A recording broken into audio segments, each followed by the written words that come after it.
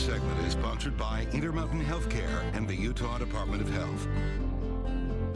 Okay, time to baby your baby. We have Katrina Jensen, pediatric nurse with Intermountain Healthcare here today, talking about really mental health, mindfulness in children. We've done so much over the pandemic, and kids are really struggling with anxiety and other things, and there are things we can do at home to help. Yes, Mary. Mindfulness has been talked about for a number of years, but really with kids, we have such a great opportunity as parents and adults, anyone who's involved with young kids, to introduce this or encourage practicing it. So it's just really stepping back and just turning off the electronics, focusing just for even a few minutes on your breath is so powerful. How do you start with your child?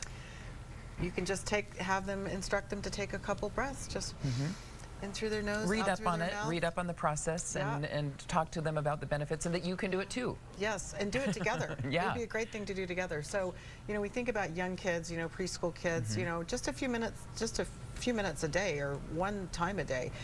If they're a little bit older, if they're grade school, you could think about mindfulness and focusing on the breath or any kind of time alone, 3 to 10 minutes. And if you have a high school or junior high kid, maybe you can 5 to 45 minutes a day. In the schools, there are rooms now that, that have been incorporated. Social workers are using mindfulness and quiet, just getting that perspective so that it's decreasing kids' anxiety and their, maybe PTSD.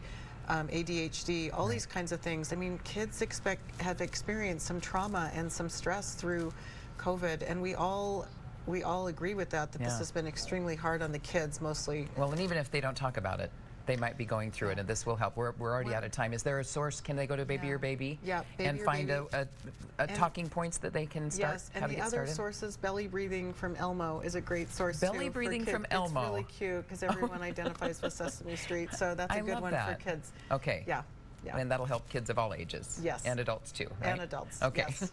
Thanks, Mary. All right, now we want to check back in with Chase.